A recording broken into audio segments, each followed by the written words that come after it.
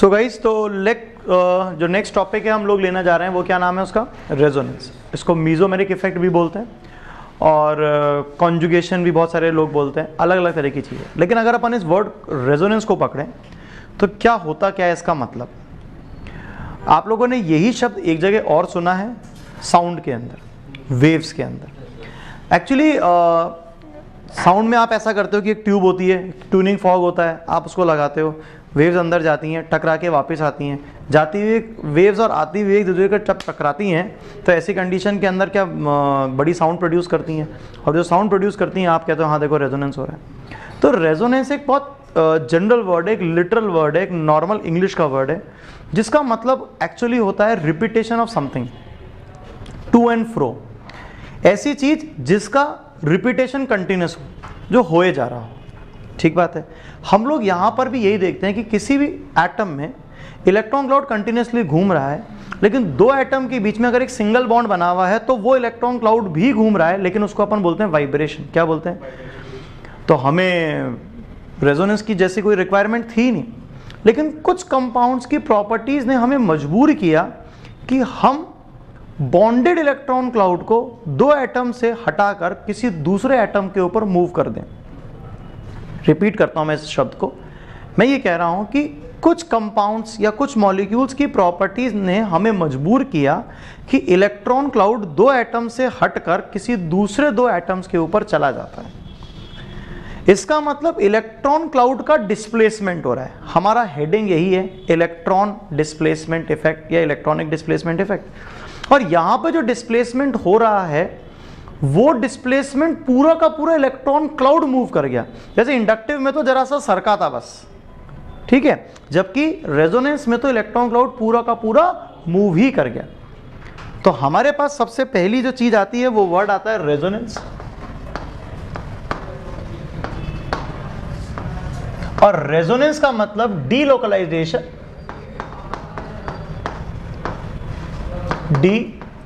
Delocalisation of pi electron cloud. Delocalisation of pi electron cloud. क्यों? अगर आप कभी भी किसी बॉन्ड को देखो या आप अगर बात करो, एक वर्ड अपन बोलते हैं इलेक्ट्रॉन क्लाउड। तो इलेक्ट्रॉन क्लाउड दो तरह का होता है, एक बॉन्डेड और एक non bonded. Bonded electron cloud दो तरह का होता है, या तो सिग्मा बॉन्ड का या पाई बॉन्ड का। नॉन बॉन्डेड इलेक्ट्रॉन क्लाउड भी दो तरह का होता है, या तो जिसको अपन बोलते हैं लोन पेयर, या जिसको अपन बोलते हैं फ्री रेडिकल, या फिर unpaired electron. Unpaired electron difference क्या है? क्या बॉन्डेड इलेक्ट्रॉन क्लाउड जो होता है वो दो एटम्स की प्रॉपर्टी है, दो एटम्स की कह सकते हैं जागीर है, वो दो एटम्स के कंट्रोल में है जो भी इलेक्ट्रॉन क्लाउड है। जबकि नॉन बॉन्डेड सिर्फ एक एटम के कंट्रोल में होता है। मेरी बात समझ में आ गई? जब सिग्मा बॉन्ड बनाते हैं तो हम ए और ए, क्या ये जो इलेक्ट्रॉन का क्लाउड है ये दो एटम्स के बीच में है? क्या पाई इलेक्ट्रॉन क्लाउड बनाते हैं, लेट से बी डबल बॉन्ड बी या बी ट्रिपल बॉन्ड बी, तो ये जो इलेक्ट्रॉन क्लाउड है दो दो एटम्स के बीच में है। हमने बात करी लोन पेयर, तो क्या ये एक ही एटम्स का पार्ट है? वैसे ही अगर मैंने अनपेयर्ड इलेक्ट्रॉन की बात करी तो ये भी एक ही इलेक्ट्रॉन का पार्ट है। क्या यहां तक मेरी बात सभी बच्चों को समझ में आ रही है? नहीं आ रही है? आ रही। सिंपल सी बात मैंने आपको समझाई। अब मैं ये कह रहा हूं delocalisation of pi electron cloud. ये मैं क्यों बोल रहा हूं? क्योंकि मेरा कंसर्न ये है कि ये बहुत डिफिकल्ट होगा मूवमेंट में, वेरी डिफिकल्ट टू मूव। अगर कहीं हम इसको मूव कराएंगे तो very difficult to move, very difficult to move. जबकि ये सब can be move easily, can be moved easily.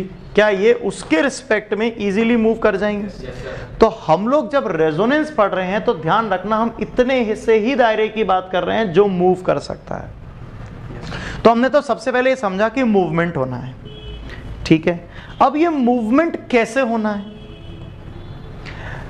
तो इसके लिए इलेक्ट्रॉनिक मूवमेंट की हमने बात करी, इलेक्ट्रॉनिक मूवमेंट। और इलेक्ट्रॉनिक मूवमेंट तब होगा जब there is a potential difference. क्या बोला सर ने? Potential difference. ये जो पोटेंशियल डिफरेंस है, चाहे टेम्परेरी आया हो चाहे परमानेंट आया हो, चाहे ये इंस्टेंटेनियस आया हो चाहे ये दिखने में बाकायदा नजर आ रहा हो, पर जब भी पोटेंशियल डिफरेंस होगा तो मूवमेंट होगा। मैं एग्जांपल देता हूं। मेरे पास एक पानी का ग्लास है, भरा है पानी से, दूसरा ग्लास है वो खाली है, तो क्या मैं इस ग्लास से इस ग्लास में पानी डाल सकता हूं? बस ये एग्जाम्पल आप हमेशा के लिए याद कर लेना कि जब भी एक ग्लास में पानी भरा होगा और एक ग्लास खाली होगा तो हम एक ग्लास से दूसरे ग्लास में पानी डाल सकते हैं। अगर ये ग्लास में आधा ग्लास पानी है और इस ग्लास में भी आधा ग्लास पानी है, तब भी क्या हम इलेक्ट्रॉन क्लाउड को मूव कर सकते हैं। लेकिन अगर दोनों ग्लास में पानी भरा है तो हम मूव नहीं कर सकते, दोनों ग्लास खाली हैं तब भी हम मूव नहीं कर सकते। क्या मेरी बात समझ में आ गई? तो हमारे लिए एक ग्लास भरा हुआ एक ग्लास खाली या दोनों ग्लास आधे भरे हुए होंगे तो हम इलेक्ट्रॉन क्लाउड को मूव कर सकते हैं। इसी बात को हम लोगों ने वर्ड क्या दिया? Potential difference. लेकिन अब मूव कैसे करना है? एक तो मूवमेंट किसका होगा और दूसरी बात कैसे होगा। मेरे पास ग्लास है और तुम्हारे पास ग्लास है और तुम मुझसे बहुत दूर हो, क्या मैं उसके अंदर अपने इलेक्ट्रॉन क्लाउड को मूव कर पाऊंगा? नहीं कर पाऊंगा। वो ग्लास में से पानी में वहां नहीं दे पाऊंगा। लेकिन अगर वो दोनों ग्लास मेरे हाथ में ही है, एक के साथ में एक हाथ में, तो शायद मैं उसको इजीली मूव कर पाऊंगा। मेरी बात समझ में आ गई? तो एक तो है मूवमेंट और एक दूसरी बात है कि कैसे मूव करे जाएगा। मूव करने के लिए हमारे को बॉन्ड की बात कर रहे हैं तो हमारे लिए वर्ड आता है कॉन्जुगेशन। क्या वर्ड आता है? तो हम उस टर्म को समझते हैं जिस वर्ड को आप लोग पहले से भी जानते हैं, मैं उस वर्ड को समझाता हूं। वर्ड है कॉन्जुगेशन। कॉन्जुगेशन का देसी मतलब है अल्टरनेट पोजीशन पर होना, अल्टरनेट पोजीशन पर होना। लेकिन इस कॉन्जुगेशन का रियल मतलब क्या है? That is possibility of pi bond formation, possibility of pi bond formation. अभी मैं आपको इसका मतलब सिखाता हूं, जरा आप देखते जाइए। Possibility of pi bond formation, ठीक है, सीखते जाना बोर्ड पे। अगर हम एक एग्जाम्पल यहां पर लें और उसको डिटेल में डिस्कस करेंगे तो हमारे लिए बाकी के एग्जाम्पल सिर्फ लेने की जरूरत पड़ेगी, डिटेल डिस्कस नहीं करना पड़ेगा। एग्जाम्पल है CH2 double bond CH, single bond CH, double bond CH2। क्या ये डबल बॉन्ड और डबल बॉन्ड बीच में सिंगल बॉन्ड, क्या डबल बॉन्ड ऑल्टरनेट पोजीशन पर है? yes, जिसको कॉन्जुगेशन बोलते हो। क्यों ये कॉन्जुगेशन में है, पहले उस बात को समझ लेते हैं। क्या ये जो कार्बन है इसका हाइब्रिडाइजेशन sp2 है, इसका हाइब्रिडाइजेशन भी sp2 है, इसका हाइब्रिडाइजेशन भी sp2 है और इसका हाइब्रिडाइजेशन भी sp2 है। ये जो पाई बॉन्ड बना ये किसने बनाया होगा? मैंने कहा इस कार्बन पर 3 सिग्मा बॉन्ड लगे हैं, इसका एक p ऑर्बिटल इसके एक p ऑर्बिटल से जुड़ा होगा और इसने क्या बना लिया होगा? Pi bond. बात समझ में आ गई? इसी तरह से इसके पास एक हाइड्रोजन और है और ये एक कार्बन है, ये दूसरे कार्बन से और एक हाइड्रोजन से 3 सिग्मा बॉन्ड से जुड़ा है। इसके पास एक p ऑर्बिटल है और इसके पास भी एक p ऑर्बिटल है, ये फर्दर 2 H से जुड़ा है और इन दोनों ने भी क्या बना रखा है? पाई बॉन्ड बना रखा है। मेरी बात समझ में आ गई? ये पाई बॉन्ड बनाने के लिए इसके पास एक इलेक्ट्रॉन है, इसके पास एक इलेक्ट्रॉन है, इसके पास एक इलेक्ट्रॉन है, इसके पास एक इलेक्ट्रॉन है। ये सिचुएशन नंबर 1 है।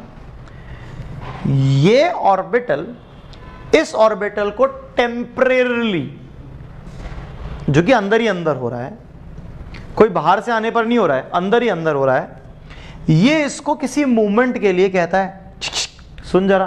बोला क्या? मुझे तेरा इलेक्ट्रॉन दे दे। बोला क्यों दे दे? तो बोला तू दे मत, वो इलेक्ट्रॉन तो मेरा भी है क्योंकि मैं भी शेयर कर रहा हूं, थोड़ी देर के लिए ज्यादा दे दे। बोला ठीक है। तो ये अपना इस इलेक्ट्रॉन को जब इसको देता है तो क्या ये एम्प्टी ऑर्बिटल हो जाती है? क्या हो जाती है? एम्प्टी ऑर्बिटल, एम्प्टी हो जाती है। ध्यान रखना, किसी कार्बन को कितने इलेक्ट्रॉन चाहिए? 2। एक ऑर्बिटल में कितने इलेक्ट्रॉन आना चाहिए? 2। तो जैसे ही एम्प्टी होती है ये इस कार्बन को बोलती, बोला क्या? बोला इलेक्ट्रॉन दे। बोला मेरे पास तो एक ही, बोला उससे लेकर दे दे। तो ये कार्बन उस कार्बन से इलेक्ट्रॉन छीनकर इसको दे देता है। बात समझ में आ गई? नहीं आई? ये सिचुएशन जो मैं मुंह से बोल रहा हूं इसको मैं ड्रॉ करके दिखाता हूं कुछ इस तरह से। कैसी? CH single bond CH single bond CH single bond CH। क्या ये वाला इस इलेक्ट्रॉन को दोनों को ले लेता है? Yes, sir. क्या ये खाली हो जाता है? Yes, ये अपना इलेक्ट्रॉन क्लाउड उससे ले लेता है तो इसके पास 2 इलेक्ट्रॉन हो जाते हैं। वो दोनों इलेक्ट्रॉन से ये दोनों मिलके क्या बना लेते हैं? पाई बॉन्ड। और क्या इसके पास ऑर्बिटल एम्प्टी हो जाती है? ये ऑर्बिटल कैसी हो जाती है? एम्प्टी हो जाती है। अब देखा जाए तो जब इसके इलेक्ट्रॉन था खुद का एक एक्स्ट्रा आ गया तो एक माइनस चार्ज। इसके पास जो इलेक्ट्रॉन था वो भी इसने ले लिया तो इस पे चार्ज क्या आ गया? प्लस। पर ये जो कहानी मैंने बोली कि ये इसको कहता है इलेक्ट्रॉन दे, मैं अगर ऐसे देखूं तो हो सकता है ना कि ये वाला भी इसको कहता इलेक्ट्रॉन दे। तो ये इलेक्ट्रॉन उल्टा भी तो मूव कर सकता था, और अगर उल्टा मूव कर सकता था तो कुछ सिचुएशन ऐसी भी बन सकती थी। यहाँ 2 आ गया, यहाँ 2 आ गया, इसके पास में दोनों इलेक्ट्रॉन आ गए नेगेटिव चार्ज, इसके बीच में और इसके बीच में क्या बन गया? पाई बॉन्ड, और इसके पास में इलेक्ट्रॉन खत्म हो गए, क्या चार्ज आ गया? Positive charge. पर ये वाली चीज दे दे ले ले, ये सब चीजें कब पॉसिबल है? ये तभी पॉसिबल है जब कुछ ऐसी सिचुएशन ना हो।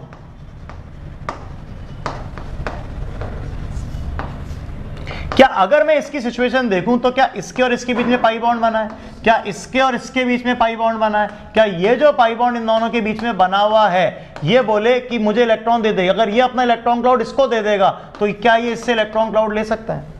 नहीं ले सकता। क्यों? 2 बॉन्ड है, उसको और उसको पाई बॉन्ड बनाने के लिए क्या जरूरी है? पाई बॉन्ड बनाने के लिए पास पास वाला एटम होना चाहिए। ये तो बीच में एक एटम आ गया, तो क्या यहां पर इसको कॉन्जुगेशन कहेंगे? नहीं कहेंगे। क्या मेरी बात समझ में आ गई? तो कॉन्जुगेशन का मतलब मैंने लिखा possibility of pi bond formation. मेरी बात समझ में आ गई? एक एग्जाम्पल अगर देखें तो ये बेंजीन भी इसी का एग्जाम्पल है। ये बेंजीन के अंदर ये 6 लोग हैं और 6 लोग आपस में एक दूसरे से कोऑर्डिनेशन बिठाए रखते हैं। ये दोनों पाई इलेक्ट्रॉन क्लाउड से खेल रहे हैं, कैच कैच खेलते हैं ना बच्चे, वैसे ये इलेक्ट्रॉन क्लाउड से कैच कैच खेल रहे हैं। अब इन्होंने एक्सचेंज कर लिया, इसने अपना इलेक्ट्रॉन क्लाउड उसको दे दिया, इसने इसको दे दिया, इसने इसको दे दिया, इसने को दे दिया। तो क्या इनके बीच में दूसरी पॉसिबिलिटी जो बन सकती है, क्या वो ऐसे बन सकती है कि अब की बार ये और ये कैच कैच खेलने लग जाएंगे, ये और ये उस इलेक्ट्रॉन से क्या एक दूसरे को पास करेंगे, और क्या ये और ये एक दूसरे से इलेक्ट्रॉन क्लाउड से खेलने लग जाएंगे? क्या ये दूसरी पॉसिबिलिटी हो सकती है? तो ये तो समझ में आ गया कि इलेक्ट्रॉन क्लाउड इस तरह मूव करता है, लेकिन it is very weird to say electron दे। क्या ये साइंस है? बकवास थोड़ी है। तो हम इस तरह के शब्द जो काम में ले रहे हैं, it is not actually science. तो साइंस क्या कहती है? How could we explain resonance in the terms of science? वो मैं समझाता हूं।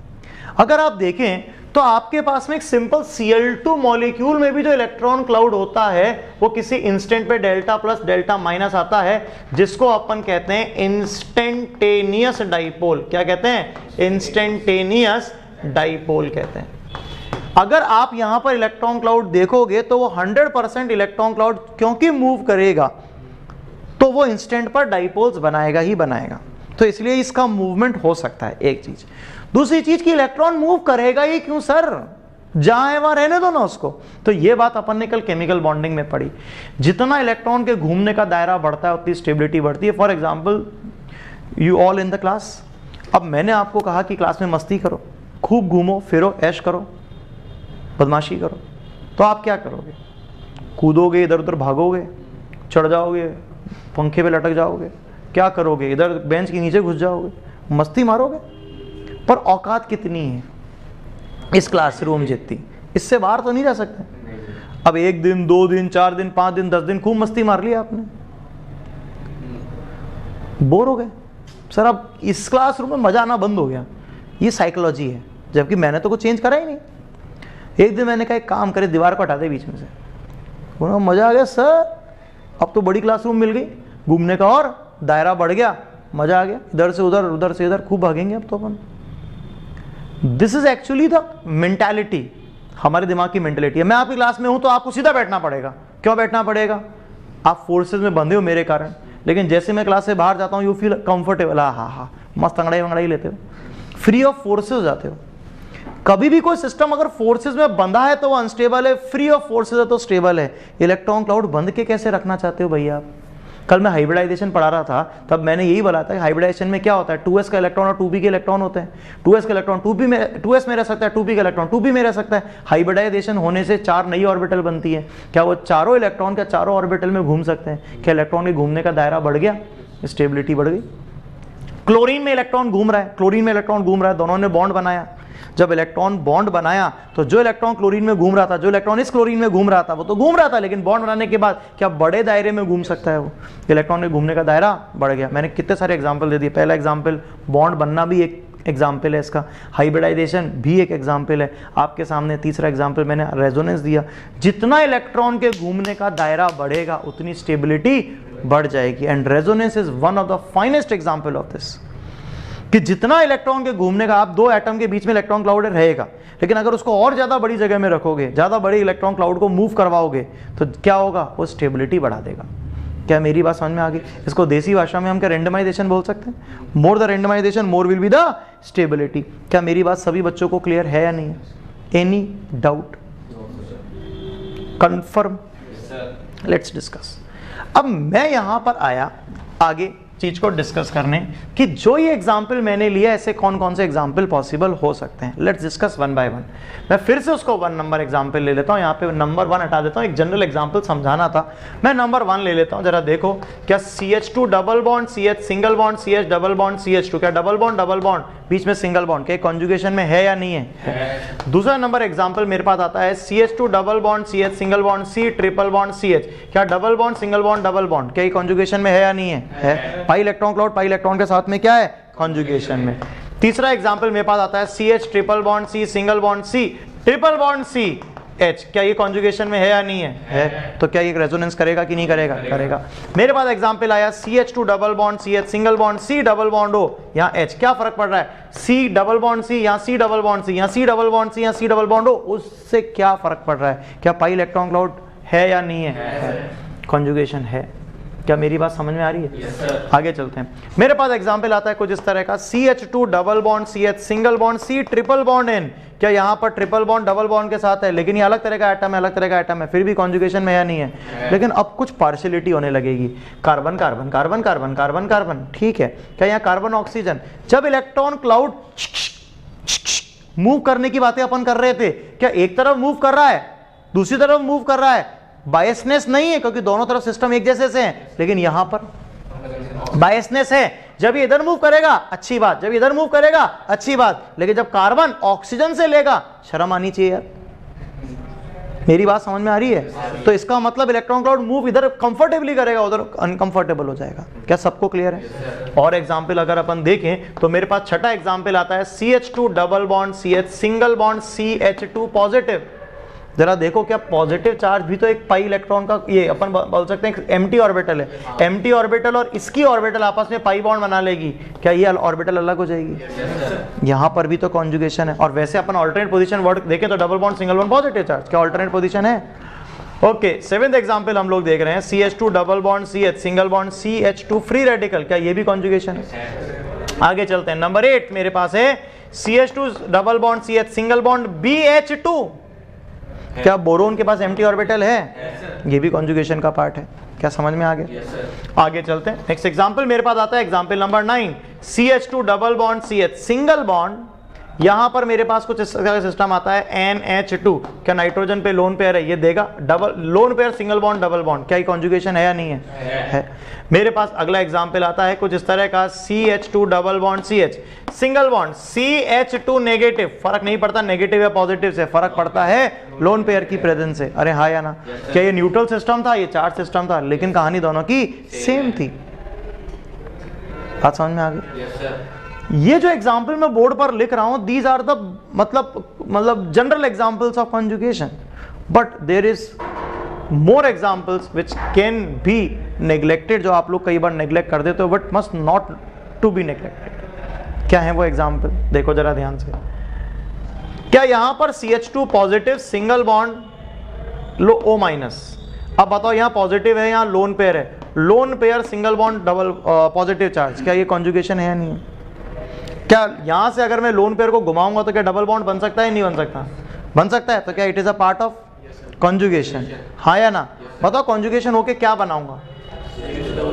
आवाज नहीं आई। CH2 डबल बॉन्ड हो, सोचो CH2 डबल बॉन्ड हो is just a simple double bond, पर ये भी एक रेजोनेंस का पार्ट है। बट यहां पर इसमें और इसमें क्या इसकी स्टेबिलिटी इतनी हाई होती है, इतनी हाई होती है, we need not to draw this. But अगर ये है तो ये इसमें कन्वर्ट होगा, हाँ या ना? बस यही सिखाना चाह रहा हूं। और एग्जाम्पल देखें इसी तरह का एग्जाम्पल मेरे पास है फ्लोरीन, बोरोन, फ्लोरीन, फ्लोरीन। क्या फ्लोरीन पे लोन पेयर बोरोन के साथ कॉन्जुगेशन में है या नहीं है? कैसे? ये lone pair single bond empty orbital, क्या ये है या नहीं है? इसको बैक बॉन्डिंग में पढ़ते हैं अपन। इसी तरह से मेरे पास एग्जांपल नंबर 13 आता है, यहां पर नाइट्रोजन है, उस पे मैंने लगा दिया SiH3, यहां लगा दिया SiH3, यहां पर मैंने लगा दिया SiH3, ये रहा कौन? Lone pair. क्या बताओ नाइट्रोजन का लोन पेयर सिलिकॉन की एम्प्टी ऑर्बिटल में जाएगा? जाएगा। देखो lone pair single bond empty orbital, क्या ये सभी एग्जांपल किसके हैं? कॉन्जुगेशन के। अब मैंने ये लिखा और मैंने उसके बाद क्या करा, घर गया, अगले दिन एक बच्चा मुझसे सवाल पूछता है कि सर आपने हमें सर ये वाला एग्जाम्पल तो सर कराया ही नहीं, यहां पर भी तो सर कॉन्जुगेशन होगा। ये रखा double bond single bond double bond, अरे आया ना? अरे जब ये मैंने करा दिया तो क्या ये सिमिलर एग्जाम्पल हो गया? अब रेजोनेंस के तो एग्जाम्पल की लिमिट ही नहीं है, पता नहीं कितने एग्जाम्पल हैं। हमने तो एग्जाम्पल की एक एक दो दो कैटेगरी कर ली। क्या मेरी बात समझ में आ गई? नहीं आई?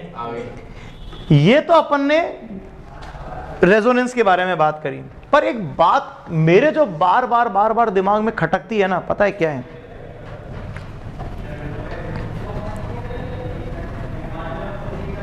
हमें कैसे फील आया कि रेजोनेंस हुआ? हमें कैसे फील आया कि रेजोनेंस हुआ, कि रेजोनेंस होता है? दूसरी बात, आप लोगों में हर एक बच्चा पढ़ के आ चुका है resonance is a hypothetical phenomena, resonance is a hypothetical phenomena. Actually क्या इसका मतलब समझते हो आप? Resonance is a hypothetical phenomena, hypothetical है तो छोड़ो, कौन पढ़ेगा इसके बारे में?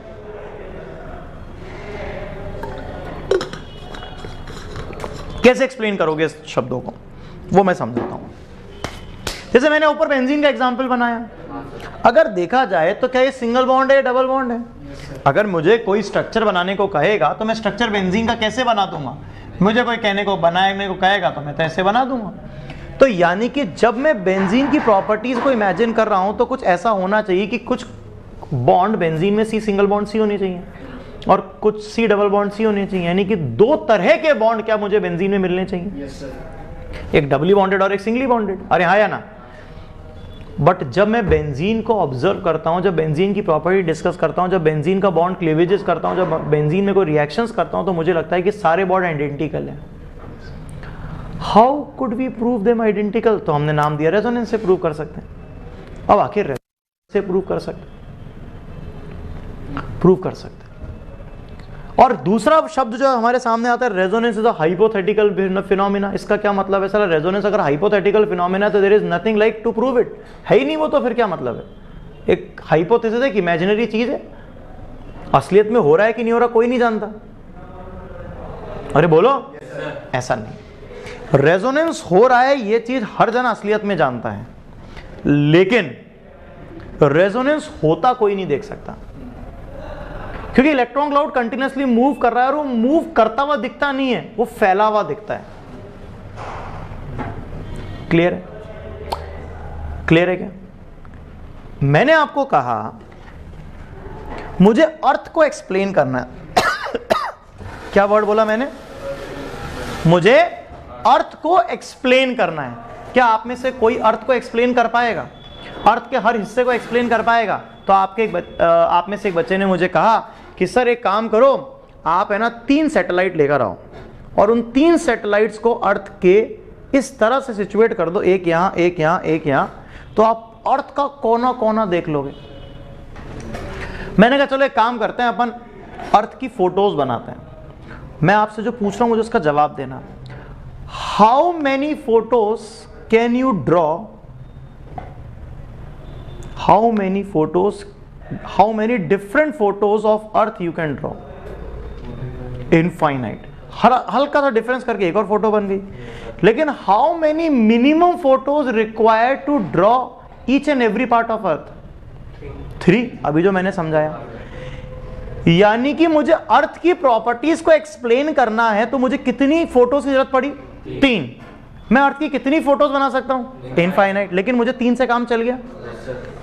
मुझे किसी बेंजीन को एक्सप्लेन करना है तो मैंने 2 फोटोज बनाई, क्योंकि मैं एक फोटो से बेंजीन को एक्सप्लेन नहीं कर पा रहा हूं। मैंने एक फोटो को और दूसरे फोटो को बनाया। क्या वो अर्थ है या फोटोज हैं? फोटोज हैं। मैंने ये पंखा घूम रहा है और मैंने कहा इस पंखे की फोटो खींचो। क्या फोटो इसकी घूमती भी आएगी कि रुकी भी आएगी? रुकी भी आएगी। तो जब भी आप किसी मॉलिक्यूल की रिएक्शन कराते हो या उसके बारे में समझने की कोशिश करते हो तो वो उसका कोई एक स्ट्रक्चर के बारे में बताता है, लेकिन उसके बहुत सारे स्ट्रक्चर जो कि नेचर के अंदर एग्जिस्ट करते हैं, नेचर के अंदर एग्जिस्ट करते हैं। आई रिपीट माय शब्द, नेचर के अंदर जो उसके बहुत सारे स्ट्रक्चर्स एग्जिस्ट करते हैं, हम उन सब को अलग अलग टाइम पर प्रॉपर्टीज के हिसाब से देख सकते हैं, आइसोलेट नहीं कर सकते। तो आखिर हम रियलिटी में किसको पाते हैं? हम रियलिटी में क्या घूमती हुई अर्थ को पाते हैं और रुकी हुई अर्थ को पाते हैं? घूमती हुई। तो रियलिटी में क्या हम रुकी हुई बेंजीन को देख पाते हैं या घूमती हुई बेंजीन को देखते हैं? घूमती हुई बेंजीन को। तो क्या जो मैंने स्ट्रक्चर बेंजीन का ये बनाया या ये बनाया, क्या ये असली है या मेरी और तुम्हारी इमेजिनेशन है? इमेजिनेशन है। रियलिटी में क्या इलेक्ट्रॉन क्लाउड घूम रहा है? और उस घूमते हुए इलेक्ट्रॉन क्लाउड की जब मैंने फोटो खींची तो one of the structure is this. दूसरी फोटो खींची दूसरा स्ट्रक्चर बना होगा, but I need just 2 different structure to explain benzene. वैसे अगर मैं आपको बोलूं कि मेरे पास कोई कंपाउंड है, लेट्स से पायरॉल, तो I need 5 photos to explain it. अगर मैं आपको कहूं मेरे पास कोई एग्जांपल है पिरिडीन, ऑफ कोर्स उसमें भी 5 फोटो की जरूरत पड़ती है। मैं आपको कहूं कि मेरे को अजाइड आयन के रेजोनेटिंग स्ट्रक्चर बनाने हैं तो मुझे कितने फोटो की जरूरत पड़ती है? 3 फोटो की जरूरत पड़ती है। कितने फोटो की? 3 फोटो की जरूरत पड़ती है। अगर कोई मुझे कहे कि मुझे CO2 के CO2 के रेजोनेटिंग स्ट्रक्चर होते हैं। अगर मैं बोलूं कि CO2 कितने रेजोनेटिंग स्ट्रक्चर चाहिए, आंसर इज 3 रेजोनेटिंग स्ट्रक्चर। उन 3 रेजोनेटिंग स्ट्रक्चर से मैं CO2 के रेजोनेंस को एक्सप्लेन कर सकता हूं। सर ये क्या बोले जा रहे हो आप? मेरे कहने का मतलब ये है कि resonating structures are not real, they are drawn on paper just to explain a particular property. Reality is उनका मिक्सचर, उसको हाइब्रिड कहते हैं। हम में और साइंटिस्ट में क्या डिफरेंस है? नहीं, हम में और साइंटिस्ट में क्या? वो ऑब्जर्वेशन से थ्योरी बनाते हैं, हम थ्योरी से ऑब्जर्वेशन बताते हैं। वो क्या करते हैं, किसी चीज को देखते हैं और बताते हैं, अच्छा ऐसा ऐसा प्रॉपर्टी दिख रही है, ऐसा ऐसा दिख रहा है, तो बोलते हैं अच्छा रेजोनेंस तरह का एक रेजोनेंस नाम का एक कंसेप्ट होता है। वो ऑब्जर्वेशन से क्या बनाते हैं? थ्योरी। और हम क्या करते हैं? हमने थ्योरी पढ़ ली, क्या नाम है थ्योरी का? रेजोनेंस। अब हम बताएंगे प्रॉपर्टीज। रेजोनेंस होने से बॉन्ड लेंथ बढ़ती है, रेजोनेंस होने से बॉन्ड लेंथ घटती है, रेजोनेंस होने से एसिडिक स्ट्रेंथ बढ़ती है, घटती है। तो क्या हम रेजोनेंस थ्योरी से एक्सप्लेन करेंगे प्रॉपर्टीज, जबकि वो रेजोनेंस प्रूव ही किनसे हुआ है? उन प्रॉपर्टीज से एक्सप्लेन हुआ है। क्या मेरी बात समझ में आ रही है? अब इसी बात को दोबारा मैं एक वापस बोल रहा हूं, लेकिन अब अलग अंदाज में बोल रहा हूं। रियल कौन है? रेजोनेंस हाइब्रिड या रेजोनेटिंग स्ट्रक्चर्स? Resonance hybrid. हम अपनी किताबों में, अपनी कॉपियों में क्या करते हैं? क्या रेजोनेटिंग स्ट्रक्चर से रेजोनेंस हाइब्रिड बनाते हैं? लेकिन रियलिटी क्या है? क्या साइंटिस्ट ने क्या किया होगा? रेजोनेंस हाइब्रिड तो रियलिटी है, उसने उसको देखा होगा और फिर उस एक्सप्लेन करने के लिए क्या बनाए होंगे? रेजोनेटिंग स्ट्रक्चर्स बनाए होंगे। तो resonance hybrid is the reality and resonating structures are drawn on paper to explain the property. बात समझ में आ गई? हम क्या करते हैं? रेजोनेटिंग स्ट्रक्चर बना देते हैं और उनसे मिक्स करके क्या बना डालते हैं? Resonance hybrid. तो बताओ, फिर से पूछता हूं, रियल कौन? रेजोनेटिंग स्ट्रक्चर या रेजोनेंस हाइब्रिड? Resonance hybrid. हम हाइब्रिड से रेजोनेटिंग स्ट्रक्चर्स बनाते हैं, रेजोनेटिंग स्ट्रक्चर से हाइब्रिड बनाते हैं? स्ट्रक्चर से हाइब्रिड, ये हम करते हैं। जबकि रियलिटी क्या है? वो स्ट्रक्चर्स आए कहां से? हाइब्रिड की प्रॉपर्टीज। रियलिटी में जो हाइब्रिड है उसकी प्रॉपर्टीज को सॉल्व करने के लिए हमें क्या देने पड़े? रेजोनेटिंग स्ट्रक्चर देने पड़े। तो हाइपोथेटिकल फिनोमिना कहने का मतलब समझ में आ गया कि किसी ने रेजोनेंस होता देखा नहीं है, इलेक्ट्रॉन मूव करते हुए दिखते नहीं है, पर वो मूव करते हैं तभी क्या प्रॉपर्टीज एक्सप्लेन हो पाती हैं। तो इसलिए हमने उसको हाइपोथेटिकल फिनोमेना बोला। क्या मेरी बात समझ में आ रही है? नहीं आ रही है? आगे चलते हैं। अब रेजोनेंस में क्या इलेक्ट्रॉन क्लाउड एक जगह से दूसरी जगह मूव कर रहा है? जैसे भरे ग्लास से खाली ग्लास और खाली ग्लास से भरे ग्लास में वापस जा रहा था पानी, इसी तरह से हमें इलेक्ट्रॉन क्लाउड का मूवमेंट की जरूरत पड़ेगी कि वो इलेक्ट्रॉन क्लाउड कहां से कहां जा रहा है। बात समझ में आ गई? जितने एग्जाम्पल्स मैंने बोर्ड पे लिखे हैं, लगभग 13 एग्जाम्पल, इन 13 के 13 एग्जाम्पल को मुझे एक्सप्लेन करना है कि इलेक्ट्रॉन क्लाउड कहां से कहां मूव कर सकता है। अगर ये आपके समझ में आ गया तो आप दुनिया का कोई भी रेजोनेटिंग स्ट्रक्चर जो आपके अभी एग्जाम में आ सकता है, आप उसको एक्सप्लेन कर सकते हो। क्योंकि अगर आपने रेजोनेटिंग स्ट्रक्चर बनाना नहीं सीखा ना, तो गारंटी दे रहा हूं रेजोनेंस टॉपिक ही नहीं आएगा। तो मैं आपको रेजोनेटिंग स्ट्रक्चर्स बनाना सिखाता हूं। छोटा सा है, जब तक कॉपी कर दो फिर बताता हूं।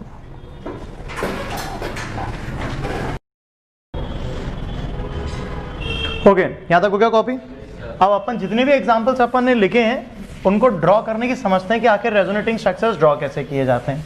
देखते हैं जरा ध्यान से।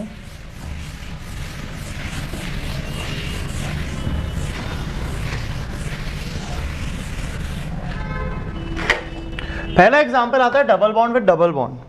अगर हमारे पास कुछ ऐसा एग्जांपल है कि double bond with double bond, तो हमने सिंपल सी बात करनी है, CH2 double bond CH, single bond CH, double bond CH। पहले जो मैं सिखा रहा हूं उस बात पे ध्यान दीजिए। ये जो एरो है, जो हम एरो बनाते हैं, याद रखना ये इलेक्ट्रॉन के मूवमेंट को बताता है। किसको बताता है? तो ये हमेशा इलेक्ट्रॉन से बनना चाहिए, एटम से नहीं बनना चाहिए। कहां बनना चाहिए? इलेक्ट्रॉन से। जहां इलेक्ट्रॉन जाएगा वहां, जहां से इलेक्ट्रॉन जाएगा, जहां पर इलेक्ट्रॉन जाएगा वहां तक। ठीक है? तो ये जो दोनों इलेक्ट्रॉन है, ये दोनों इलेक्ट्रॉन यहां से गए यहां पर, और ये जो दोनों इलेक्ट्रॉन है वो इससे इस एटम पर गए। तो एरो हमेशा जहां से तहां तक ही जाना चाहिए, ये बात ध्यान रखना। अगर ऐसा होगा तो अगला रेजोनेटिंग स्ट्रक्चर बोलो क्या बन जाएगा? CH2 positive CH, double bond CH, single bond CH2 negative. दूसरा रेजोनेटिंग स्ट्रक्चर उल्टा घूम जाएगा, क्या बन जाएगा? CH2 negative CH, double bond CH, single bond CH2 positive. Is that clear और नॉट? अगर मैं इसका हाइब्रिड बनाऊंगा तो हाइब्रिड कैसे बनेगा? CH2 single bond CH, single bond CH, single bond CH2। क्या यहाँ सब जगह डॉटेड आ जाएगा? डेल्टा नहीं आएगा। क्यों? अगर मैं देखूं तो इन तीनों स्ट्रक्चर्स में से क्या पहला स्ट्रक्चर स्टेबल है? दोनों ये उससे कम स्टेबल है। तो भी इनका कंट्रीब्यूशन 0 है, कुछ कंट्रीब्यूशन है, कुछ कंट्रीब्यूशन है। ये कहता है इसके हिसाब से चार्ज नहीं आना चाहिए, ये कहता है कि इस पे प्लस और इस पे माइनस आना चाहिए, और उतनी ही हक से ये कहता है कि इस पे माइनस और इस पे प्लस आना चाहिए। इसका मतलब कोई चार्ज नहीं आएगा। क्या मेरी बात समझ में आ गई? नहीं आई? चलते हैं आगे। सेकेंड क्वेश्चन मेरे पास है CH2 double bond CH, single bond C, यहां पर आया C ट्रिपल बॉन्ड CH। अगर मैं इसका रेजोनेटिंग स्ट्रक्चर बनाऊं तो ये इधर और ये इधर। बोलो अगला स्ट्रक्चर क्या बना? CH2 positive CH, double bond C, double bond CH, और यहाँ नेगेटिव। अरे हाँ या ना? अगर उल्टा ये रेजोनेटिंग स्ट्रक्चर बनाते तो कैसा बनाते? CH2 negative CH, double bond CH, single bond CH, और यहाँ पर क्या आ जाता? CH, और यहाँ पर पॉजिटिव चार्ज। नहीं आता? आता? समझ में आ गई बात? अब अगर मैं यहां पर इनकी स्टेबिलिटी देखूं तो this is structure number 1 which is of course stable, and structure number 2 and 3 are less stable. तो बात किसकी चलनी है? स्ट्रक्चर नंबर 1 की। बट 2 और 3 की बात तो चलेगी, थोड़ी थोड़ी चलेगी। अगर मैं 2 और 3 में कंपेयर करूं तो ज्यादा स्टेबल स्ट्रक्चर जो दिख रहा है वो मुझे 2 दिख रहा है। क्यों? कि ये sp हाइब्रिडाइज कार्बन है और ये भी sp हाइब्रिडाइज कार्बन है। क्या इसकी इलेक्ट्रोनेगेटिविटी ज्यादा है? तो क्या इस पे नेगेटिव चार्ज स्टेबल होगा या पॉजिटिव चार्ज? तो इसकी चलेगी। तो अगर मैं ऐसी कंडीशन में देखूं तो जो हाइब्रिड बनाऊंगा उस हाइब्रिड पे क्या बनेगा वो बताओ। क्या यहां पर अगर देखा जाए तो एक बॉन्ड तो परमानेंट है, क्या ये बॉन्ड सब चीजें मूव करी हैं? अरे क्या सबको क्लियर है? क्या यहां पर डेल्टा प्लस और यहां delta minus is the structure of hybrid? क्या ये बात समझ में आ गई? Very good. अब नंबर 3 पे चलते हैं। क्या नंबर 3 के अंदर अब हमारे पास आ चुका है यहां बॉन्ड और ट्रिपल बॉन्ड। क्या इसका कोई बहुत ज्यादा डिफरेंस नहीं है, वो इसकी तरह ही बन जाएगा। ये चलाते हैं 4th वाला, ये बहुत इंपॉर्टेंट है। क्या कहानी है इसकी वो समझते हैं। मेरे पास आया CH2 double bond CH, single bond CH, double bond O। क्या ये बात सभी को समझ में आ रही है? अब अगर मैं इसको इलेक्ट्रॉन क्लाउड को मूव कराऊंगा तो ये इधर और ये इधर क्या बन जाएगा, CH2 पर positive single bond CH, double bond CH और O पर माइनस। उल्टा घुमा देता हूं, बोलो क्या बना दूं मैं, CH2 पे minus CH, double bond CH और O पे प्लस। अगर मैं इसका हाइब्रिड बनाऊं तो कैसा बनेगा, this is structure number 1, first most stable. क्यों मोस्ट स्टेबल, क्योंकि वो न्यूट्रल है। अरे हाँ या ना, इसलिए जब भी हम कोई प्रॉपर्टी लिखते हैं जनरली न्यूट्रल स्ट्रक्चर की ही लिखते हैं, क्योंकि वही सबसे ज्यादा कॉन्ट्रीब्यूटरी होता है। यस या नो, इसकी स्टेबिलिटी इससे ज्यादा और इसकी स्टेबिलिटी इससे इतनी ज्यादा। क्यों, ऑक्सीजन पे पॉजिटिव चार्ज की प्रॉब्लम नहीं है, ऑक्सीजन पे positive charge with incomplete octet. जरा ध्यान से देखो, इसका ऑक्टेट इनकम्प्लीट है, इनकम्प्लीट ऑक्टेट, इनकम्प्लीट ऑक्टेट है। तो एक बच्चे ने मुझे कहा सर इसके अंदर कार्बन का ऑक्टेट भी तो इनकम्प्लीट है। मैंने भी मानना इस बात को, लेकिन कार्बन का ऑक्टेट इनकम्प्लीट कराने के लिए इलेक्ट्रॉन क्लाउड किधर मूव करा, ऑक्सीजन की तरफ। और यहां पर ऑक्सीजन का ऑक्टेट इनकम्प्लीट कराने के लिए इलेक्ट्रॉन किधर मूव करा, कार्बन की तरफ। क्या कार्बन ऑक्सीजन से इलेक्ट्रॉन ले सकता है, हाँ, लेकिन उसका ऑक्टेट इनकम्प्लीट कराने जितना नहीं ले सकता। बात समझ में आ गई। तो इसका मतलब इसकी जो शक्ल हाइब्रिड में नजर आएगी, क्या 1 और 2 के हिसाब से नजर आएगी, 3 के हिसाब से नजर नहीं आएगी। बोलो स्ट्रक्चर क्या हाइब्रिड बनाओ, CH2 single bond CH, single bond CHO। क्या यहां पर सब जगह dot dot dot dot dot dot, delta negative, delta positive. इसके लिए एक वर्ड होता है कि इसका वेटेड एवरेज, क्या वर्ड बोला, वेटेड एवरेज 0 होता है। वेटेड एवरेज का शॉर्ट फॉर्म होता है वेटेज। वेटेड एवरेज का शॉर्ट फॉर्म क्या होता है, वेटेज। इसका वेटेज 0 होता है, यानी कि properties of this compound not to be explain using this structure. क्या यह स्ट्रक्चर हम कॉपी बना सकते हैं, अरे कॉपी में तो आप कोई भी स्ट्रक्चर बना सकते हो। बात समझ में आ गई।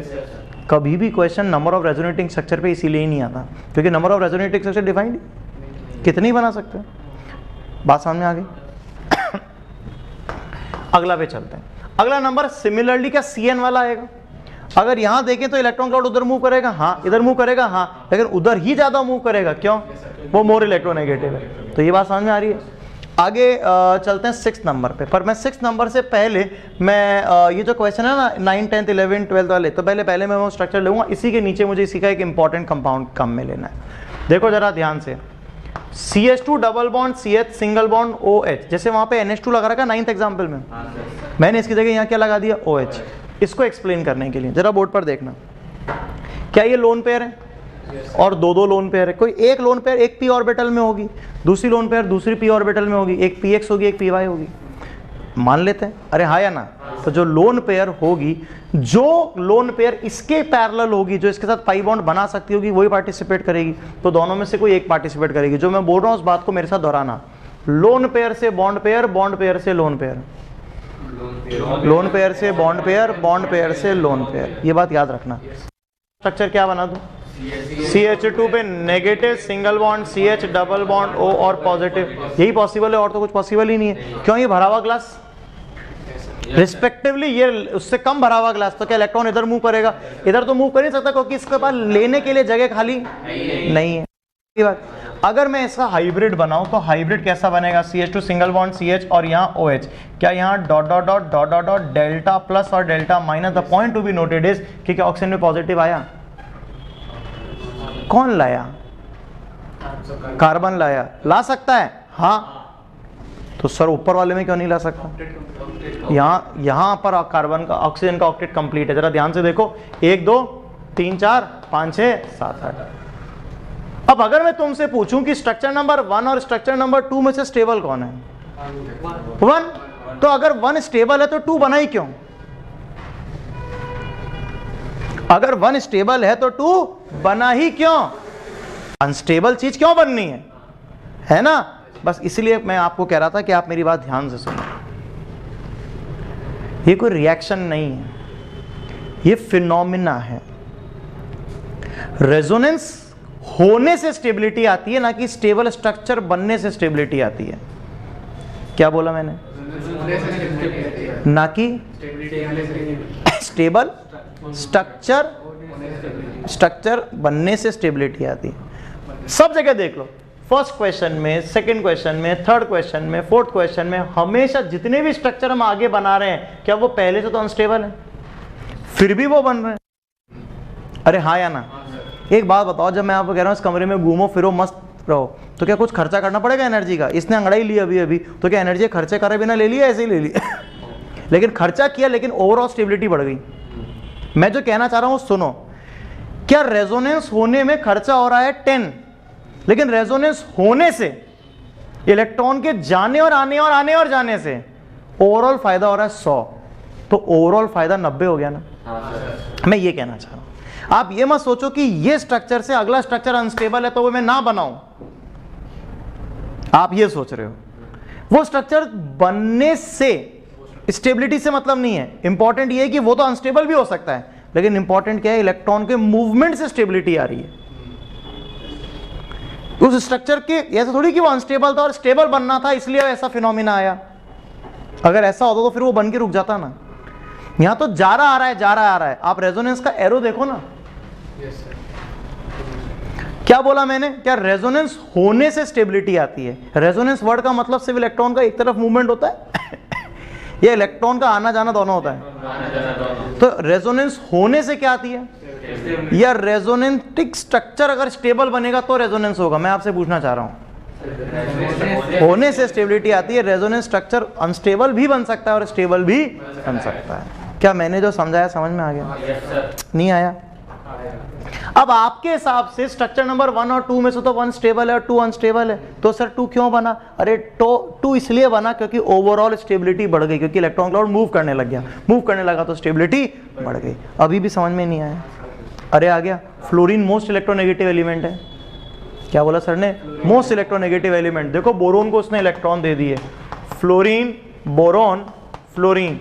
क्या ये लोन पेयर दे रहा है बोरोन को? और अगर दे रहा है लोन पेयर तो देखो क्या बनेगा, बोरोन एफ एफ, यहाँ पे बॉन्ड, यहाँ पे चार्ज प्लस और यहाँ चार्ज माइनस, ऐसे इसके और रेजोनेटिंग स्ट्रक्चर बन जाएंगे। और अगर आप इसका हाइब्रिड बनाओगे तो सोचो हाइब्रिड क्या बनेगा, यहाँ पर क्या आएगा, dot dot dot dot dot dot dot dot dot, यहाँ सोचो कितना अपोजिट कहानी हो रही है। ये मोस्ट इलेक्ट्रोनेगेटिव एलिमेंट, दुनिया का मोस्ट इलेक्ट्रोनेगेटिव एलिमेंट जो कि सबसे इलेक्ट्रॉन लेता है, क्या यहां लोन पेयर दे रहा है? Back bond. बात समझ में आ गई? उल्टा काम हो रहा है, बैक बॉन्ड। ये रेजोनेंस है। सर आपके हिसाब से तो स्ट्रक्चर नंबर 1 और 2 में से स्टेबल कौन सा है? 1। फ्लोरीन पे पॉजिटिव, कोई अच्छी बात है क्या? फिर भी ये प्रोसेस हो रहा है, क्यों हो रहा है? इलेक्ट्रॉन के घूमने का दायरा बढ़ रहा है, स्टेबिलिटी बढ़ रही है, इसलिए फिनोमेना हो रहा है। मेरी बात समझ में आ रही है? नहीं आई? आपको मैंने बताया लोन पेयर से बॉन्ड पेयर बनाया, ये लोन पेयर से बॉन्ड पेयर, लोन पेयर से बॉन्ड पेयर, फिर बॉन्ड पेयर से लोन पेयर, हमने स्ट्रक्चर बना दिया। अगला नंबर स्ट्रक्चर बनाते हैं, CH2 double bond CH single bond CH2 positive. ये बाकी के आंसर सब सेम है, पर एक और क्वेश्चन मैं आपको कराता हूं, मुझे बहुत इच्छा है उसको कराने की। देखो जरा बोर्ड पर ध्यान से, यहां पर मैंने कराया एन, यहां पर OS तो मैं ले लिया था, एक CH2 नेगेटिव ले लेता हूं। क्या ले लेता हूं? CH2 negative. ठीक है, बताओ क्या करूं? लोन पेयर से बॉन्ड पेयर, बॉन्ड पेयर से लोन पेयर, क्या आ जाएगा अगला structure? CH3 negative, single bond CH, single bond CH2। अरे हाँ या ना? अगला बताओ हाइब्रिड क्या बना दूं इसका? CH2 single bond CH, single bond CH2। क्या यहाँ delta minus dot dot dot dot dot dot. मैं जो बोर्ड पे लिखने जा रहा हूँ आप उस पर ध्यान दीजिए। क्वेश्चन नंबर 4 के लिए मैं लिखने जा रहा हूँ, क्वेश्चन नंबर 4 के लिए क्या बात मैं लिखने जा रहा हूँ, जरा बोर्ड पर देखें और बताएं। ये है चार्ज सेपरेशन और ये है चार्ज डीलोकलाइजेशन।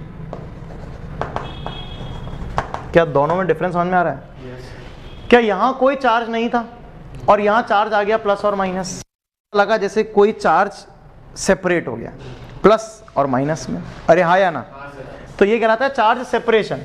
जबकि यहां पर ये चार्ज था इस कार्बन पे, अब ये रेजोनेंस करके इस कार्बन पे आ गया, तभी तो दोनों कार्बन पे डेल्टा डेल्टा आ गया। इसको क्या कहते हैं? Charge delocalisation. सोचो नेचर में सबसे अच्छा क्या, चार्ज सेपरेशन होना या चार्ज डीलोकलाइजेशन होना? आवाज नहीं आई? जो चार्ज है वो कितना कम होगा उतना अच्छा। तो चार्ज डीलोकलाइजेशन अच्छा है ना कि चार्ज सेपरेशन अच्छा। एक बात समझ में आ गई? दूसरी बात भी समझाता हूं, सुनना ध्यान से। मैं इसको चार्ज क्रिएशन बोलता तो भगवान मारने आते हैं मुझे। क्या charge can neither be created nor be destroyed, इसलिए मैंने शब्द क्या काम में लिया? Charge separation. क्लियर है? अगला स्ट्रक्चर मैं बनाने जा रहा हूं number 7, CH2 double bond CH single bond O पर माइनस। क्या ये ऑक्सीजन का लोन पेयर इधर गया, ये इधर चला गया, स्ट्रक्चर आया CH2 और यहाँ पे माइनस CH डबल बॉन्ड हो, अरे हाँ या ना। अगर ऐसी कंडीशन है, मैंने इसका हाइब्रिड बनाया तो मेरे पास आया CH2 सिंगल बॉन्ड CH और O, यहाँ क्या आया delta minus dot dot dot dot dot dot, अरे हाँ या ना। क्या ये भी चार्ज डीलोकलाइजेशन है? ये भी क्या है? Charge delocalisation. पर क्या इस 6 नंबर और 7 नंबर में एक डिफरेंस है? क्या बताओ, ये दोनों स्ट्रक्चर आइडेंटिकल है? क्या ये फर्स्ट है और ये सेकंड है, इन दोनों की स्टेबिलिटी एग्जैक्ट सेम है? जबकि ये स्ट्रक्चर नंबर 1 है और ये स्ट्रक्चर नंबर 2 है, इन दोनों की स्टेबिलिटी सेम है, अलग अलग है? अलग अलग। किसकी ज्यादा? 1 की ज्यादा। क्यों? O पर माइनस और C पे माइनस, स्टेबल कौन? बात समझ में आ रही है? ये भी चार्ज डीलोकलाइजेशन है, ये भी चार्ज डीलोकलाइजेशन है, लेकिन पहले वाले में बन रहे हैं इक्विवेलेंट रेजोनेटिंग स्ट्रक्चर। क्या वर्ड बोला? Equivalent resonating structure.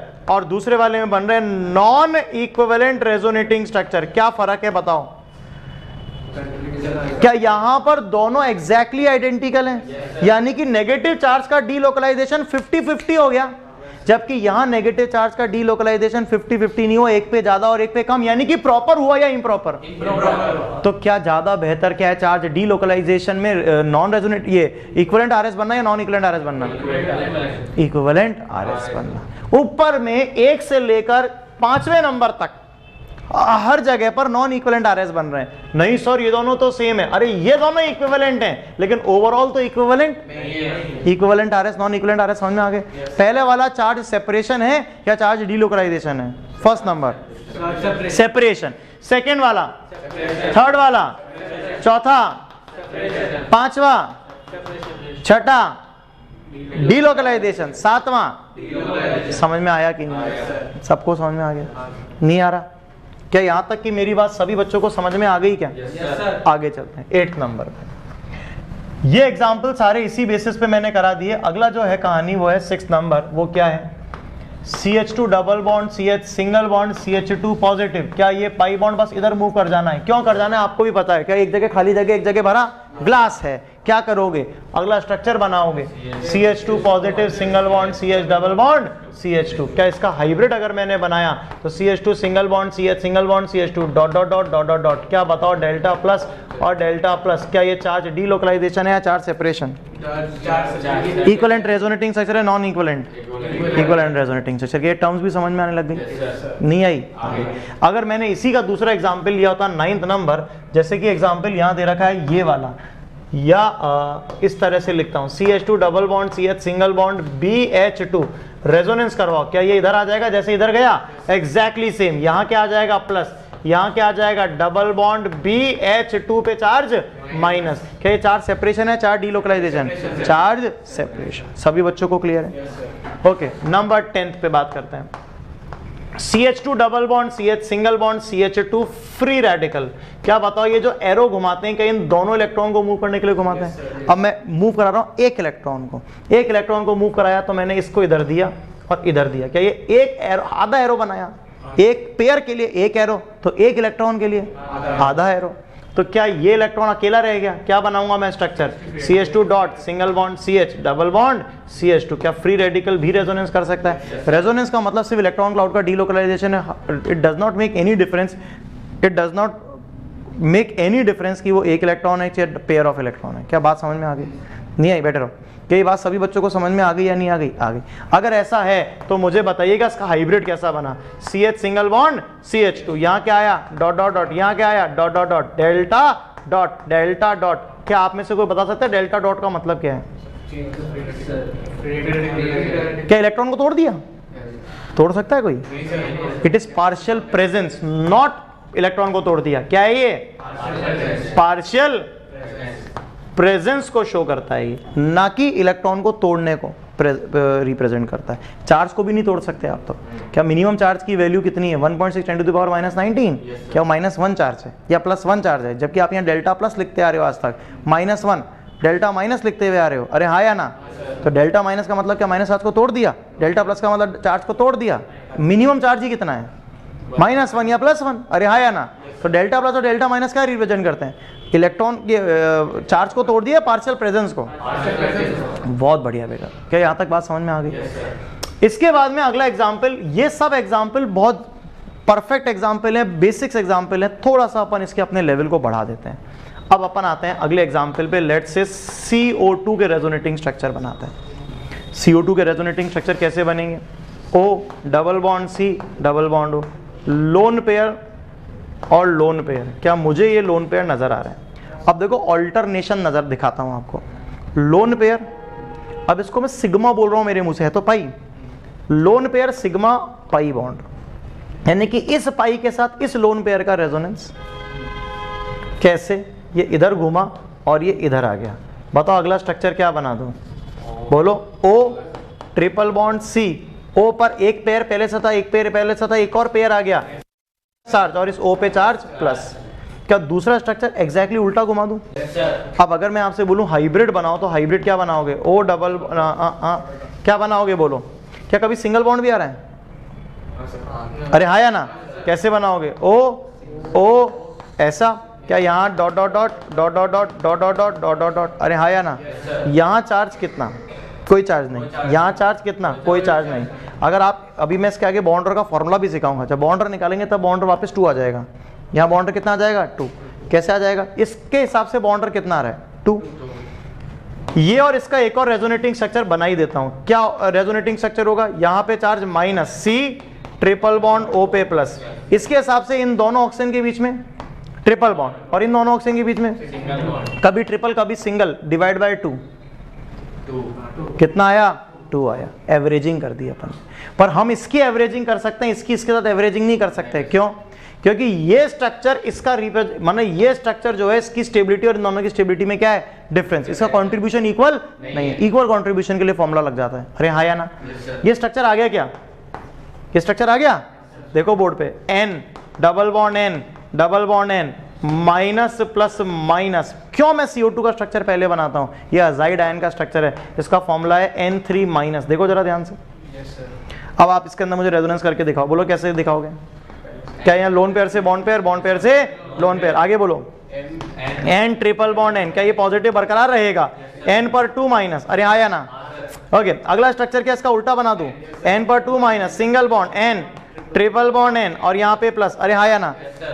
हाइब्रिड बना रहा हूं तो क्या होगा? N N N dot dot dot dot dot dot dot dot dot dot dot dot, delta charge आएगा। -1 है, यहाँ पर 0 हो गया है, और यहाँ पर 2 माइनस है, तो यहाँ क्या आ जाएगा? डेल्टा माइनस, और यहाँ सपट प्लस। अरे हाँ या ना? बोलो। ये अजाइड आयन के स्ट्रक्चर बना दिए मैंने। ये स्ट्रक्चर क्या रिलेशन करता है? बॉन्डर कितना? 2। ये बॉन्डर 2 एटम के बीच में देखते हैं, इन दोनों एटम के बीच में, इन दोनों एटम के बीच में, इन दोनों एटम के बीच में। तो अगर मैं कह रहा हूं तो ये स्ट्रक्चर तो 2 बता ही रहा है। ये दोनों आइडेंटिकल स्ट्रक्चर हैं क्या? इसके हिसाब से कितना? इसके हिसाब से 3 + 1 डिवाइड बाय 2। तो क्या ओवरऑल बॉन्डर अजाइड आयन में नाइट्रोजन कितना होता है? 2। बात समझ में आ गई? तो these are the resonating structures. अभी बहुत सारे रेजोनेटिंग स्ट्रक्चर बाकी हैं। ये तो आप कॉपी कर चुके हैं ना? ये तो पहले ही लिख लिया ना आप लोगों ने।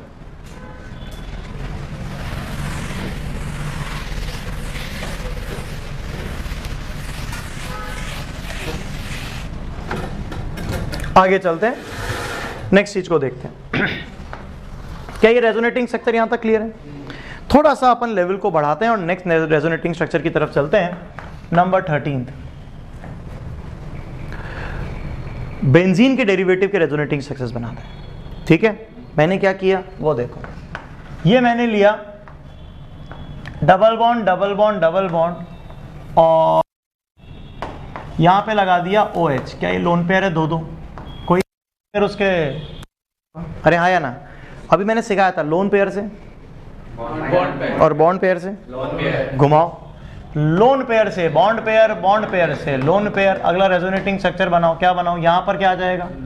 Negative charge. यहाँ कौन? डबल बॉन्ड OH और पॉजिटिव चार्ज, डबल बॉन्ड। हाँ या ना? क्या ये लोन पेयर आ जाएगा यहाँ पे?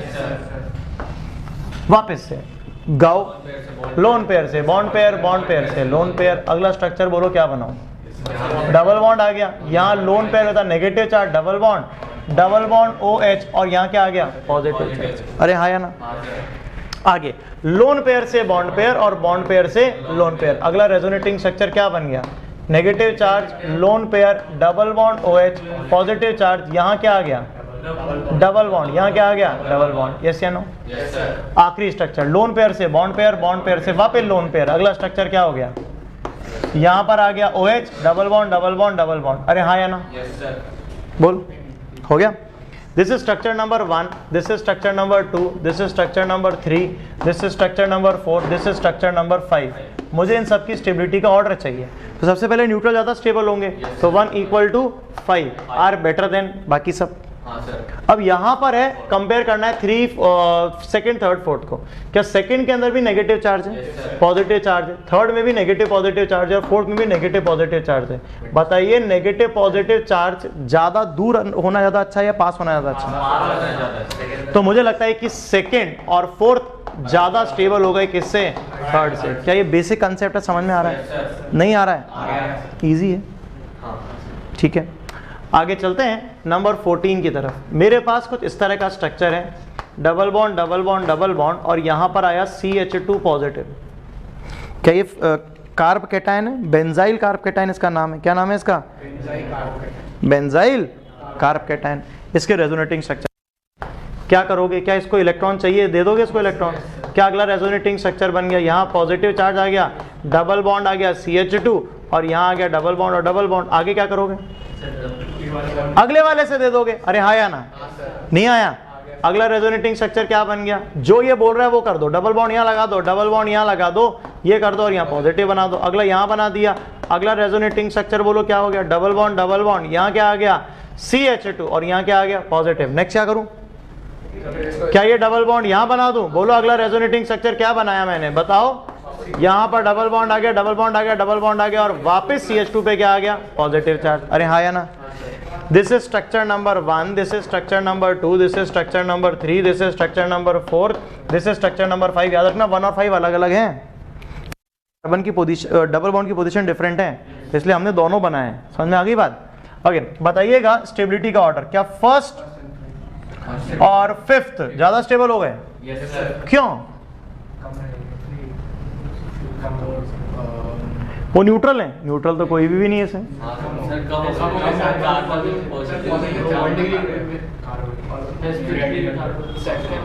सारे के सारे कार्बन sp2 हाइब्रिडाइज हैं। सारे के सारे कार्बन क्या है? sp2 hybridise. तो ये बात मत बोलिएगा कि एक sp2 और एक sp3 है।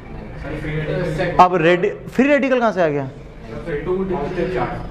डिग्री देखो, क्या ये आया 1 डिग्री और ये क्या है 2 डिग्री। तो अगर मैं 2 डिग्री की स्टेबिलिटी देखूंगा तो ज्यादा किसकी आएगी? 2 डिग्री की स्टेबिलिटी। तो इसीलिए ज्यादा स्टेबल कौन हो गए? ये सारे के सारे ज्यादा स्टेबल हो गए किससे? फर्स्ट और फिफ्थ से। क्या इनकी स्टेबिलिटी में अंतर होता है, लेकिन बहुत ज्यादा अंतर नहीं, बहुत ज्यादा अंतर नहीं होता, ध्यान रखना। सिर्फ इस CH2 की पोजीशन से डिफरेंस आ रहा है और इस CH2 का कोई इफेक्ट नहीं है। मेरी बात समझ में आ गई? इसलिए इनमें सारे 2 डिग्री हैं, इसलिए ज्यादा डिफरेंस नहीं है। क्या ये बात समझ में आ गई? नहीं आई? आ गई। ओके, आगे चलते हैं। 15 नंबर जो रेजोनेटिंग स्ट्रक्चर में बनाने जा रहा हूँ, वो रेजोनेटिंग स्ट्रक्चर्स अब तक जितना भी अपने रेजोनेटिंग स्ट्रक्चर बनाए हैं उसको बनाने में कई बार बच्चे अटक जाते हैं। ठीक है, वो स्ट्रक्चर है पायरोल का। किसका स्ट्रक्चर है? पायरोल का।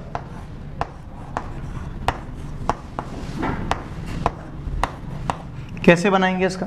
जरा देखो, लोन पेयर ये रहा, लोन पेयर से बॉन्ड पेयर, बॉन्ड पेयर से लोन पेयर। अगला रेजोनेटिंग स्ट्रक्चर क्या बना दूं? नाइट्रोजन। यहाँ कौन? H, इस जगह डबल बॉन्ड, यहाँ पर negative charge with lone pair double bond. आगे क्या करूं? लोन पेयर से बॉन्ड पेयर और बॉन्ड पेयर से लोन पेयर। अगला रेजोनेटिंग स्ट्रक्चर क्या बना दूं? यहाँ पर क्या आ गया? Lone pair. यहाँ कौन है? नाइट्रोजन। अच्छा, नाइट्रोजन पे पॉजिटिव चार्ज आएगा और यहाँ पर H, यहाँ पे पॉजिटिव चार्ज, इस जगह पे क्या बना दिया? डबल बॉन्ड, इस जगह पे क्या बना दिया? Negative charge. अब क्या करूं? खत्म हो गया क्या? नहीं हुआ। लोन पेयर से बॉन्ड पेयर, बॉन्ड पेयर से लोन पेयर। अगला रेजोनेटिंग स्ट्रक्चर बोलो क्या बनाओ? नाइट्रोजन। अब बोलो यहाँ क्या आ गया? Lone pair, negative charge. यहाँ क्या आ गया? डबल बॉन्ड, पॉजिटिव चार्ज और डबल बॉन्ड। अरे हाँ या ना? आगे क्या करूं? लोन पेयर से बॉन्ड पेयर, बॉन्ड पेयर से लोन पेयर। अगला रेजोनेटिंग स्ट्रक्चर क्या बना दूं? डबल बॉन्ड, यहाँ पॉजिटिव चार्ज, यहाँ क्या आ गया नेगेटिव चार्ज, यहाँ क्या आ गया डबल बॉन्ड, अरे हाँ या ना।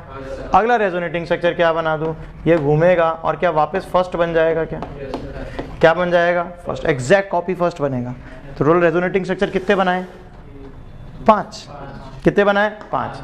This is first, this is second, this is third, this is fourth and this is fifth. Stability का ऑर्डर चुनते हैं, सबसे स्टेबल कौन है फर्स्ट, क्यों न्यूट्रल है, क्या है वो न्यूट्रल।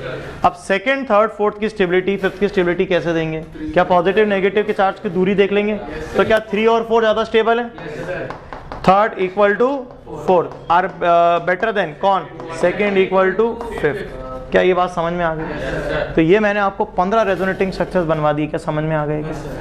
इन रेजोनेटिंग स्ट्रक्चर्स में इनमें तो चलो रिंग के अंदर ही अंदर घूम रहा है जो ठीक है, लेकिन जैसे ये वाला स्ट्रक्चर है या ये जितने भी स्ट्रक्चर बनाए हैं, यहाँ पर आपने एक particular movement of electron cloud देखा क्या, एक तरफ से दूसरी तरफ जाता हुआ। पहले एग्जाम्पल में तो दोनों तरफ जा रहा है, लेकिन सेकेंड एग्जाम्पल जो हमारे पास आया कि उसमें पर्टिकुलर एक तरफ जा रहा है, ये सेकेंड एग्जाम्पल इधर, अरे क्लियर है। थर्ड एग्जाम्पल में भी एक तरफ जा रहा है, फोर्थ एग्जाम्पल में भी एक तरफ जा रहा है, अरे सबको क्लियर है। तो रेजोनेंस के दौरान जो इलेक्ट्रॉन देता है वो क्या कहलाएगा प्लस आर, और जो इलेक्ट्रॉन लेता है वो माइनस आर। तो क्या मैं आपसे अगर एक और क्वेश्चन जैसे अपन ने प्लस आई माइनस आई का पूछा, वैसे अगर मैं प्लस आर माइनस आर का पूछूं तो जवाब दे सकते हो, कैसे दोगे आप। इलेक्ट्रॉन क्लाउड का क्या देख लोगे, मूवमेंट देख लोगे। अगर वो इलेक्ट्रॉन क्लाउड का जो मूवमेंट हो रहा है जिस तरफ हो रहा है उससे आंसर आ जाएगा। जो इलेक्ट्रॉन देगा वो कौन और जो लेगा वो, बात समझ में आ गई। ये आपको समझ में आ गया तो आपको आज क्या क्या समझ में आ गया वो समझो। आपको पहली बात ये समझ में आ गई कि रेजोनेंस क्या होता है, इलेक्ट्रॉन क्लाउड का मूवमेंट कैसे कराते हैं, रेजोनेंस कब करवाना है कब नहीं करवाना है, क्या इलेक्ट्रॉन क्लाउड का मूवमेंट होने से क्या कहीं पे डबल बॉन्ड की जगह सिंगल बॉन्ड आ रहा है, सिंगल बॉन्ड की जगह डबल बॉन्ड आ रहा है, कि यानी कि डबल बॉन्ड कैरेक्टर चेंज हो रहा है। अब आपसे मैं एक सवाल पूछता हूं, अगर कहीं पर डबल बॉन्ड है और कहीं पर सिंगल बॉन्ड है तो बॉन्ड स्ट्रॉन्ग कौन सा है, डबल बॉन्ड, अरे हाँ या ना, समझ में आ रही है बात। लंबा कौन सा है, सिंगल बॉन्ड है।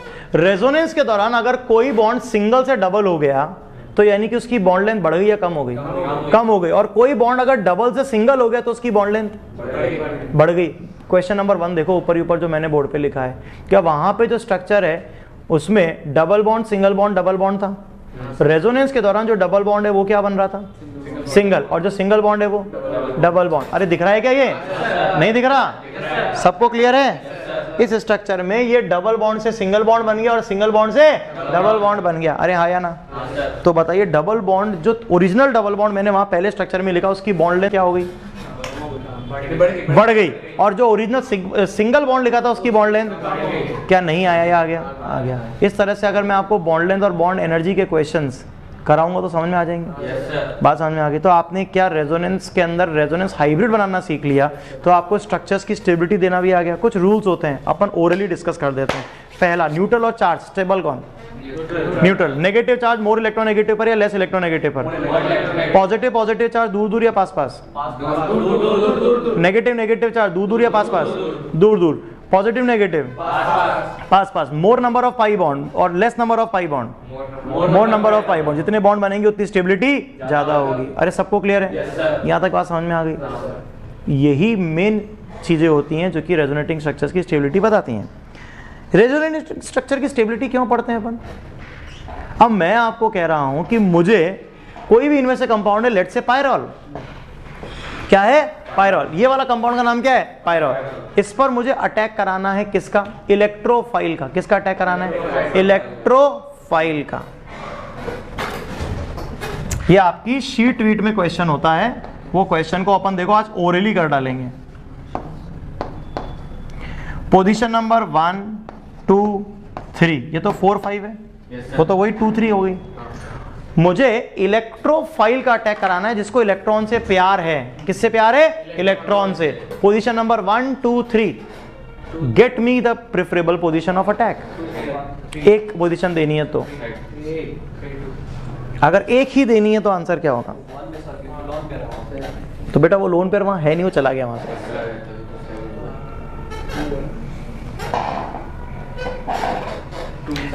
अगर आप इसका हाइब्रिड बनाओगे तो नाइट्रोजन पे चार्ज क्या लोगे, पॉजिटिव, और बाकी जो 2, 3, 4, 5 पोजीशन पे डेल्टा नेगेटिव। अब मुझे बताओ 2, 3, 4, 5 पोजीशन पे कौन सी पोजीशन पे डेल्टा नेगेटिव ज्यादा होगा?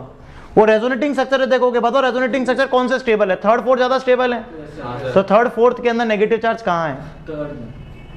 स्ट्रक्चर नंबर 3rd और स्ट्रक्चर नंबर 4th में नेगेटिव चार्ज ज्यादा कहाँ है? ये नंबरिंग से कंफ्यूज हो रहे हो, मैं यहाँ पे ABCD लिख देता हूं, ABCD और E। बताओ स्ट्रक्चर नंबर 3rd और स्ट्रक्चर नंबर 4th के अंदर नेगेटिव चार्ज कहां है? कहां पर है? बी पे और ई पे। तो इलेक्ट्रोफाइल का मोर अटैक कहां होता है? ये प्रूव कर दिया आज अपन ने। बात समझ में आ गई? इसी तरह से आप बेंजीन डेरिवेटिव पढ़ते हो, ये रहा ऊपर आपने बेंजीन डेरिवेटिव, ये रहा इलेक्ट्रोफाइल, और ये गया फिनॉल पे अटैक करने। बताओ फिनॉल पे अटैक करेगा तो इस OH के रिस्पेक्ट में इसको ऑर्थो बोलते हैं, मेटा बोलते हैं, इसको पैरा बोलते हैं। बताओ अटैक कहां करेगा? ऑर्थो और पैरा पे। क्यों? क्या वहां पर नेगेटिव चार्ज की डेंसिटी क्या है? ज्यादा है। समझ में आ गया? नहीं आया? आने लगा आपको? अगर मैं इस क्वेश्चन की बात करूंगा तो यहां पर अटैक वो कहां करेगा? ऑर्थो, मेटा या पैरा? मेटा पे, क्योंकि ऑर्थो और पैरा पे पॉजिटिव चार्ज नहीं। जरा ध्यान से देखो, क्या इन पोजीशन पे ऑर्थो पे है चार्ज? हाँ, ऑर्थो पे है, पैरा पे भी है, और हर जगह पर चार्ज है। अरे ऑर्थो पैरा पे तो पॉजिटिव चार्ज है, तो इलेक्ट्रोफाइल को तो इलेक्ट्रॉन चाहिए, तो कहां अटैक करेगा? मेटा पे अटैक करेगा। क्या ये आपने इलेक्ट्रोफिलिक अटैक की रेट भी सीख ली? Yes sir. अच्छा एक बात बताओ कि पहले वाले एग्जाम्पल में इसमें OH इलेक्ट्रॉन दे रहा है और इसमें CH2 पॉजिटिव इलेक्ट्रॉन ले रहा है। ओवरऑल बेंजीन पर इलेक्ट्रॉन डेंसिटी और बेंजीन पर इलेक्ट्रॉन डेंसिटी कहां ज्यादा? ऊपर वाले में। तो अगर इलेक्ट्रोफाइल अटैक इस पर करे और इलेक्ट्रोफाइल अटैक इस पे करे, रेट ऑफ अटैक किसकी ज्यादा? इसको एक्टिवेटिंग ग्रुप बोलते हैं अपन। क्या बोलते हैं? Activating group. एक्टिवेटिंग क्यों? ये रेट ऑफ रिएक्शन को बढ़ा रहा है, सो कॉल्ड एक्टिवेटिंग ग्रुप। नहीं आया? आ गया। समझ में आ रहा है? Yes sir. तो क्या रेजोनेंस के बहुत सारे इम्पैक्ट भी समझ में आ गए? Yes sir. तो रेजोनेंस से हम क्या क्या चीज सीख सकते हैं? Acidic strength, basic strength, bond length, bond energy, bond order, ये सारी चीजें हम किससे सीख सकते हैं? रेजोनेंस से। स्टेबिलिटी के ऑर्डर्स। बात समझ में आ रही है? रेजोनेटिंग स्ट्रक्चर्स बनाते वक्त या तो इक्विवेलेंट बनेंगे या नॉन इक्विवेलेंट। स्टेबल कौन? इक्विवेलेंट। चार्ज सेपरेटेड होना और चार्ज डीलोकलाइज होना बेटर कौन? ये सारी बातें समझ में आ रही है? नहीं आ रही है? मैंने बहुत सारी बातें रेजोनेंस से रिलेटेड समझाई। इनफैक्ट ऐसा नहीं है कि आपको नहीं आती होंगी, आती होंगी, बट क्या रिवाइज करने से चीज़ मजबूत हो गई? क्या सबको क्लियर है? लेकिन रेजोनेंस एक लेक्चर में ख़त्म नहीं होने वाला है। रेजोनेंस के लिए हमारे को एक और एडिशनल लेक्चर लगाना पड़ेगा। एक्चुअली रेजोनेंस में एक लेक्चर में लगाने का और कोई मूड नहीं है, प्रॉपर्टीज एक्सप्लेन करनी पड़ेगी। तो हम अगले टर्न के ऊपर रेजोनेंस नहीं पढ़ेंगे, हम अगले टर्न पे हाइपर कॉन्जुगेशन पढ़ेंगे, और हाइपर कॉन्जुगेशन आ जाने के बाद एरोमेटिसिटी पढ़ेंगे। रेजोनेंस भी आ गया, हाइपर कॉन्जुगेशन भी आ गया, एरोमेटिसिटी भी आ गई, इंडक्टिव भी आ गया। फिर इन सबको मिलाकर प्रॉपर्टीज पढ़ेंगे। कौन कौन सी properties? Acidic strength, basic strength, stability of carbocation, stability of carbanion, free radical and all. समझ में आ गई या नहीं आ गई? सबको आ गई? ये पूरा टॉपिक समझ में आ गया? Yes sir. ठीक है, तो मिलते हैं अपन नेक्स्ट टाइम पे, आगे का टॉपिक पढ़ेंगे। ठीक है, थैंक यू।